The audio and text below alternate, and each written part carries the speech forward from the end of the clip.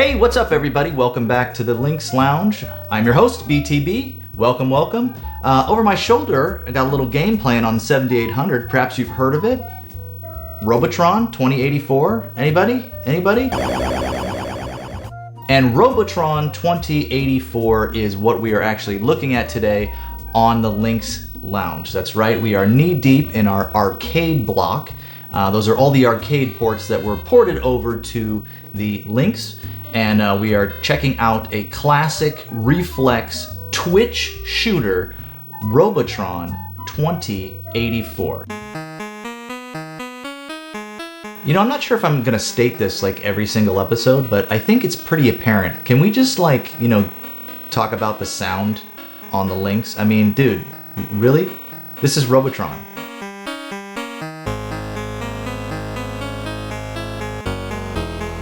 And then that bass just kind of slides right in there, and then it's like, what?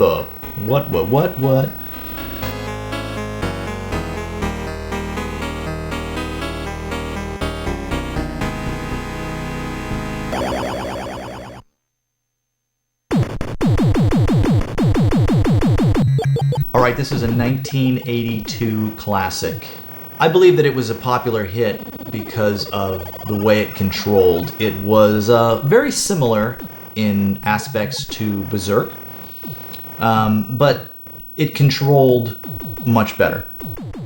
This is a twin stick shooter, which means your left hand is controlling where your guy is going, and your right hand is controlling where your guy is shooting, which means you don't have to be going in one direction to shoot.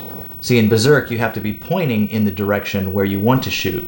Well, you could be running backwards and just, firing off a hailstorm of bullets, blowing up these robots. You kind of have to turn your brain off and just get in that zone where, you can run and shoot at two different directions. But once you really start getting into it, man, it's really addicting. Well, here's the mission. Your mission: to stop the Robotrons and save the last of the human race.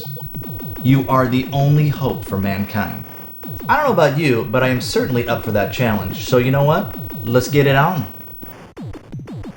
So here's where the Lynx gets a little muddy. You have one controller and 3 different control schemes. You got your up, down, left, and right. Obviously, that's your cross pad. Then you have your fire buttons. But depending on what setup you have is how your character shoots. For example, control A, B, and C. Now, if you press A on control A, you have to move your character in the direction of where you want it to shoot. So that means sometimes you have to run into adversaries in order to get your laser to line up where you want it to shoot.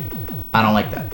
Control B is you're holding it down and the controller is moving in an arc, left to right or all the way around in a circle 360.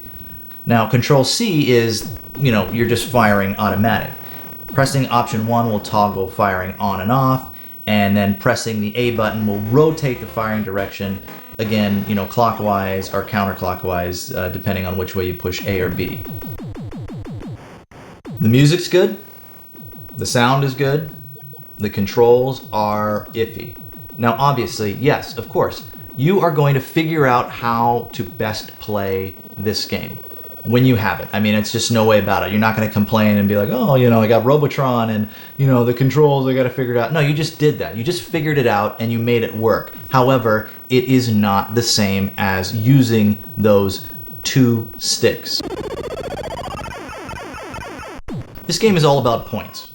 Who has the high score? And this is how a lot of these old arcade games were. I mean, it was basically just you were playing for points. You wanted to get your name up there, put your name in the high scores. Somebody would try to best that. I mean, basically that's the way the world worked back then, at least in the arcades. Now, this is just my opinion, but I think this is a great example of how Atari started to fail. They couldn't compete with Nintendo, and they couldn't compete with Sega because Nintendo and Sega were constantly pushing these games that had huge narrative, new IP, new ideas, where Atari was kind of like, hey, Robotron was a hit, let's just bring that out. Instead of trying to do something different. I mean, it's an okay version of Robotron, don't get me wrong, but I would not have spent too much time on Robotron if I could play some, interesting new role-playing game on the Game Gear. In fact, as much as I loved the Lynx, I think I was spending more money on the Game Gear because there was a lot of new games coming out. Here's something else to think about. I mean, Atari came up with some really amazing games, groundbreaking games. I mean, obviously we're still talking about it today.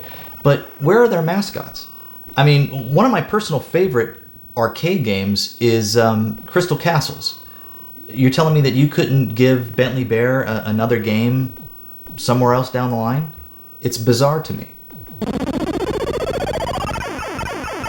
So if I was on the go and all I had was Robotron 2084 for my Lynx, would I complain? No, I wouldn't complain. However, if I want to do it right, well, obviously I'm going to have to get the arcade, but if I wanted to do it right without the arcade, you're looking at it right over here. 7800, 2 joysticks.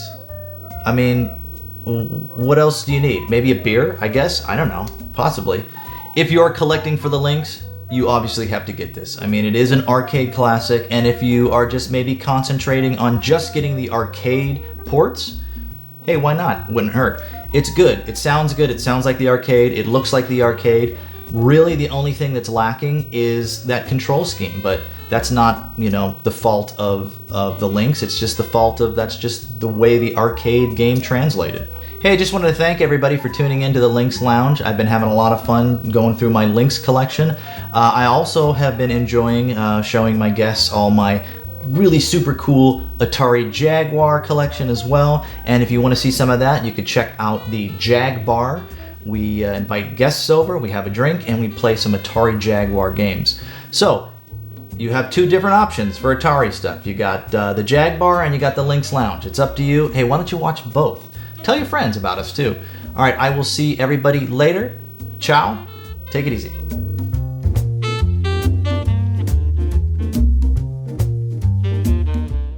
Yeah. Oh, come on. Got it. Oh, shoot.